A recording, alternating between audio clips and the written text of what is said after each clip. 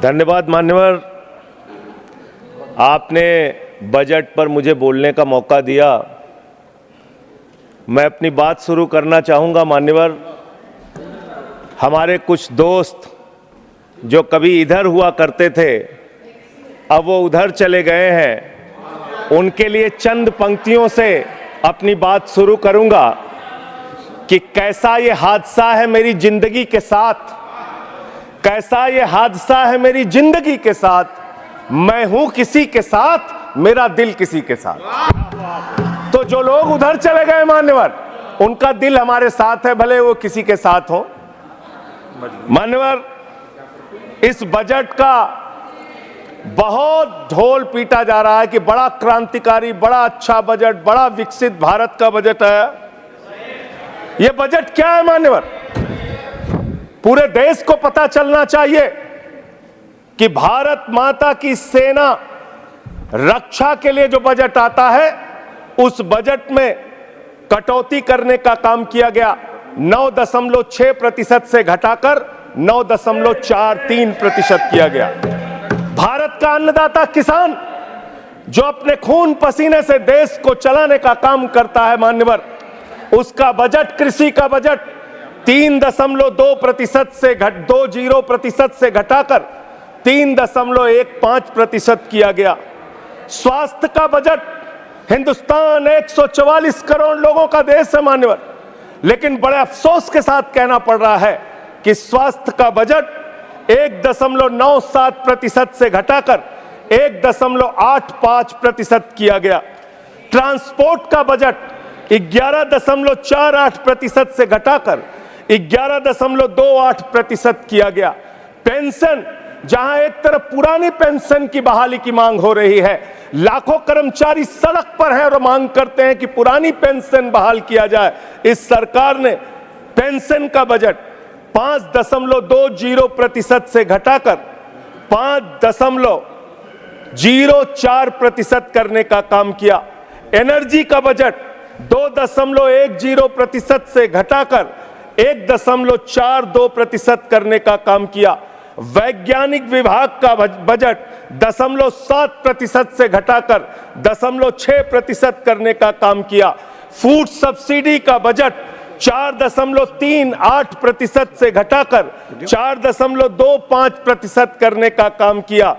North east के विकास का budget, Manipur की तो चर्चा आपने नहीं की, लेकिन नॉर्थ ईस्ट के विकास का बजट आपने 0.13% से घटाकर 0.12% करने का काम किया। सामाजिक कल्याण, जिसमें आपका बिल्कुल यकीन नहीं है, उसका भी बजट आपने घटाया। 1.22% से घटाकर 1.17% करने का काम किया। आपने फर्टिलाइजर का, खाद का बजट 3.88 से घटाकर 3.4% करने का काम किया और फूड सब्सिडी आपने घटाने का काम किया। यह है आपके विकसित भारत के खोखले बजट की सच्चाई। हर वर्ग को आपने चोट पहुंचाने का काम किया मान्यवर। आप कहते हैं आप दुनिया की 5वीं बड़ी अर्थव्यवस्था है, 5वीं बड़ी अर्थव्यवस्था है। अरे ये तो सच्चाई बताइए कि ये 5वीं बड़ी अर्थव्यवस्था किसके लिए है? आपने चंद पूंजीपतियों का 16 लाख करोड़ रुपए माफ किया। ये इस देश की सच्चाई है। आपने 16 लाख करोड़ रुपए पूंजीपतियों का माफ किया। आपने 14 देश के प्रधानमंत्रियों ने जितना कर्जा लिया, उससे दोगुना कर्जा अकेले आपकी सरकार ने लिया। आपने 150 लाख करोड़ रुपए कर्जा लेने का काम किया, देश को कर्ज में डुबाने का काम किया। मान्यवर, मैं बताना चाहता हूं इस सरकार से किन किन वर्गों को उम्मीद थी। इस सरकार से उम्मीद थी देश के अन्नदाता किसानों को कि आप एमएसपी दोगुना करेंगे। आपने एमएसपी दोगुना नहीं की, आपने किसानों की फूड सब्सिडी का काटने का काम किया, फर्टिलाइजर सब्सिडी काटने का काम किया, कृषि क्षेत्र को देने वाले बजट को खत्म करने का काम किया। बेरोजगारों को उम्मीद थी, 10 साल में आपने कहा था मान्यवर 20 करोड़ नौकरियां देंगे। 20 करोड़ नौकरियां आपने नहीं दी। फिर नौजवानों ने कहा नौकरी दो, नौकरी दो। फिर आपने कहा पकौड़ा तल लो, पकौड़ा तल लो।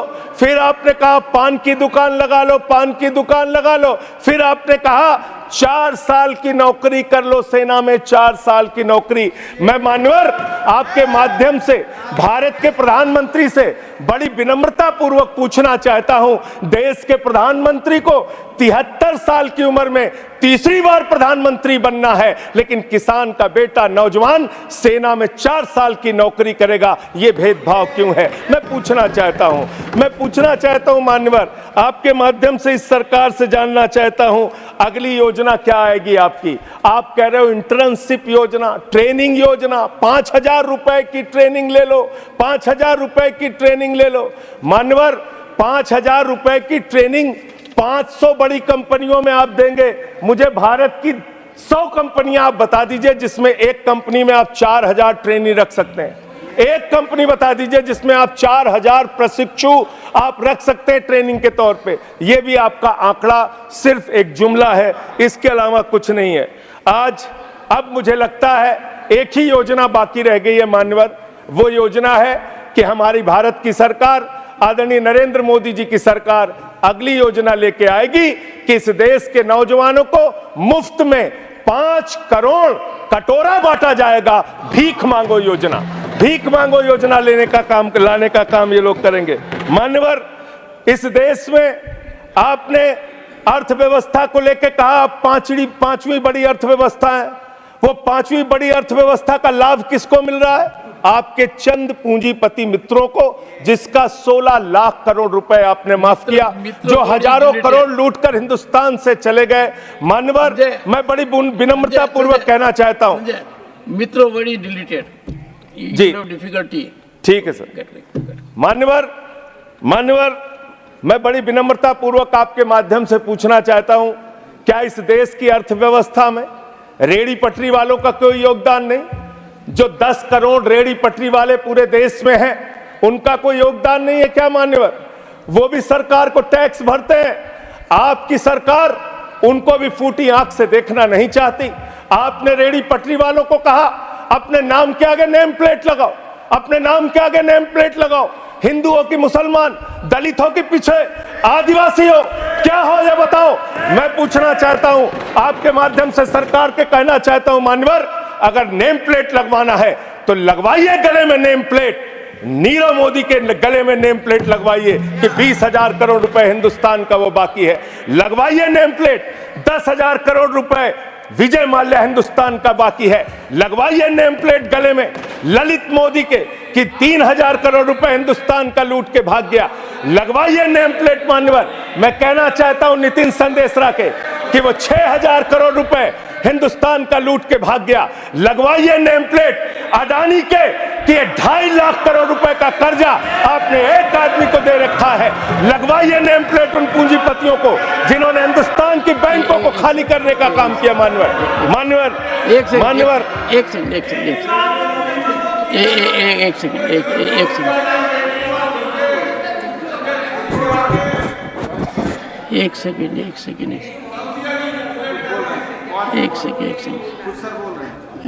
Honorable member, and you are a senior person. Sanjay ji, you are a senior person. धारा प्रवाह में आप काफी कुछ कह गए फिगर्स के बारे में, बाकी तो you can make your point, no difficulty about it. One second. So the figures which you have given, you will have tough time in proving them, because these have been taken in stride. So all that will be deleted, and we will, unless you have real, factually firmed up material, use a name. Other make your point. ठीक है sir, ठीक है sir, thank you sir, make your point. Thank you sir. मानवर मैं तो ये कहना चाह रहा था आपके माध्यम से कि इस तरह के काम देश के अंदर नहीं होने चाहिए। भारत एक धर्मनिरपेक्ष राष्ट्र है और हम जानते हैं अपनी सामाजिक व्यवस्था में, मैं जानता हूं इनके मन में दर्द होगा मान्यवर, अभी चुनाव हारे हैं ये उत्तर प्रदेश में, तो वहां पर अगर कोई बोर्ड लगाएगा जाटव ढाबा, एक सेकंड, जाटव ढाबा कोई लगाएगा, कोई अपने ढाबे के आगे अगर वाल्मीकि ढाबा लिखेगा तो आप लोग उसके यहां खाने नहीं जाओगे। मैं जानता हूं आपकी मानसिकता, आप वो लोग हैं जिन्होंने भारत के तत्कालीन राष्ट्रपति श्री रामनाथ कोविंद जी को प्रभु श्री राम के मंदिर के शिलान्यास में नहीं बुलाया। आप वो लोग हैं जिन्होंने मौजूदा राष्ट्रपति श्रीमती द्रौपदी मुर्मू जी को राम मंदिर के उद्घाटन में नहीं बुलाया। आप दलितों से, पिछड़ों से, आदिवासियों से, अल्पसंख्यकों से, मुसलमानों से नफरत करने का काम करते हैं। यह आपकी सच्चाई है। इसलिए नेम प्लेट मत लगवाइए। नेम प्लेट लगवाना है तो जिन्होंने देश की बैंकों को लूटा है उनका नेम प्लेट लगवाइए। और मान्यवर, मैं आपसे, आपके माध्यम से इस सरकार से कहना चाहता हूं, इनका बजट पड़ रहा था मान्यवर, जेलों को भी इन्होंने कम बजट दिया। अरे जेल का बजट तो बढ़ा दीजिए, 300 करोड़ रुपए जेल का बजट बढ़ा दीजिए। अरे अभी हमको जेल में भेजा है, कल तुमको जेल में आना है, तुम सबको जेल में आना है। जेल का बजट बढ़ा दो, जेलों को ठीक कर दो, अगला नंबर तुम्हारा है, तुम्हें जेल में आना है। इसलिए कम से कम जेलों को तो ठीक कर दो, अगला नंबर तुम्हारा। मैं जेल के बजट पे बोल रहा हूँ मानवर, मैं जेल के बजट पे 300 करोड़ दिया, इनको जेल में आना है। वन सेकेंड सदन के नेताजी से मैं अनुरोध करूंगा कि ये बहुत मार्मिक अपील है जेल का बजट बढ़ाने के लिए, और इस पर आप गौर फरमाइए। धन्यवाद सर। ठीक है ना, धन्यवाद सर। एक पृष्ठभूमि भी है मान्यवर, इसका ध्यान रखा जाएगा। इन्होंने न्यायपालिकाओं के लिए जो बजट रखा वो नाकाफी है। 5 करोड़ केसेस पेंडिंग है इस देश के अंदर, और 6 लाख लोगों को पूरे देश में जेलों में रखा गया है, जिसमें करीब 76% अंडर ट्रायल हैं। इसका मतलब आपका मकसद न्याय दिलाना नहीं है, आपका मकसद किसी मामले की सच्चाई तक पहुंचना नहीं है, आपका मकसद है पकड़ के एक व्यक्ति को जेल में डालना। आपने दिल्ली के मुख्यमंत्री को, जिनकी शुगर 36 बार 50 से नीचे जा चुकी है, आपने दिल्ली के मुख्यमंत्री को पकड़ के जेल में डाल दिया। नहीं मानवर, अब इनको बार मौका मत दीजिए, मुझे अपनी बात पूरी करने दीजिए। I am not yielding sir, I am not. आपने 2 बार कहा, हैबिट बना लिया इन्होंने सर।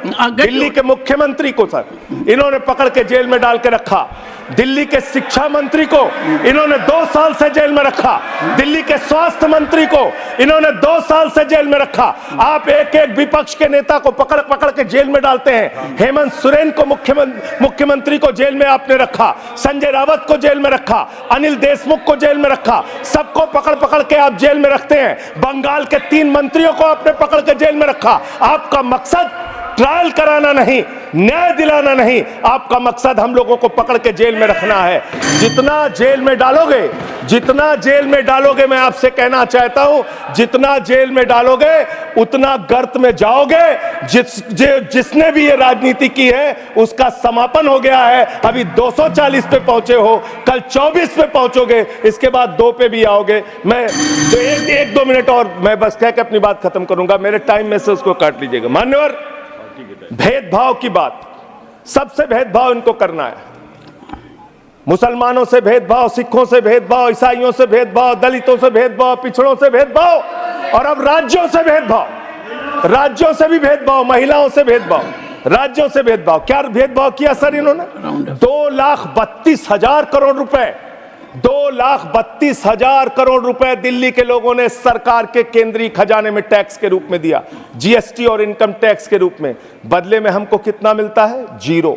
9 साल से आप दिल्ली को बजट नहीं देते। पंजाब के लोग, बस मेरे में से काट लीजिएगा सर, 1-2 मिनट काट लीजिए, पार्टी के उसमें से काट लीजिएगा। पंजाब के लिए सर, पंजाब का किसान अपना खून पसीना बहा के खेत में गेहूं पैदा करता है, धान पैदा करता है। आपने 8,000 करोड़ रुपए पंजाब के विकास का पैसा रोक रखा है, विपक्ष के राज्यों का पैसा आपने रोक रखा है। ये भेदभाव क्यों कर रहे हैं आप क्यों कर रहे हैं? आप लिखते हैं राज्यों के विकास से देश का विकास है, ये आप राज्यों का विकास कर रहे हैं। एक करके टारगेट करके विपक्षी राज्यों के साथ आपने भेदभाव करने का काम किया। और अंत में कोई मुझे कह रहा था सारे बजट कम किए, शिक्षा के बजट को भी आपने कम कर दिया। मैंने इन लोगों से कहा शिक्षा से इनका कोई लेना देना नहीं है, शिक्षा से इनका कोई लेना देना नहीं। मान्यवर, क्यों लेना देना नहीं है? क्योंकि दिल्ली विश्वविद्यालय में मनुस्मृति पढ़ाने जा रहे हैं ये लोग। मनुस्मृति पढ़ाएंगे कि दलितों के पिछड़ों के, जिनको आप शूद्र कहते हैं, आप शूद्र कहते हैं, अगर वो श्लोक सुन लेंगे तो उनके कान में पारा आप कैसे डालेंगे? ये पढ़ाई आप कराने जा रहे हैं दिल्ली विश्वविद्यालय में, ये पढ़ाई आप कराने जा रहे हैं। इसलिए मान्यवर, मैं आपसे यही कहना चाहता हूं, ये बजट हिंदुस्तान के किसान के खिलाफ है, ये बजट हिंदुस्तान के नौजवान के खिलाफ है, ये बजट हिंदुस्तान के व्यापारियों के खिलाफ है, ये बजट सिर्फ और सिर्फ मोदी जी के मित्रों के लिए बनाया गया है, मित्रों के लिए बनाया गया है, मित्रों के लिए बनाया गया है। The later part will not go on record. Honorable members, yes, honorable members, I am privileged and honored to be Chancellor of Delhi University. The honorable member has made some reflections. They are far distanced from reality. As Chancellor of Delhi University, As Chancellor of Delhi University,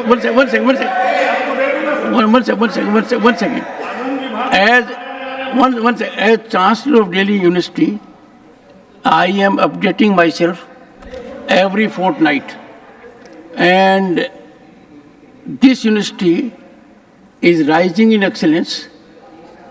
Therefore, the observations of the honorable member, perhaps you need to check up. If you check up, we'll tell you. Secondly,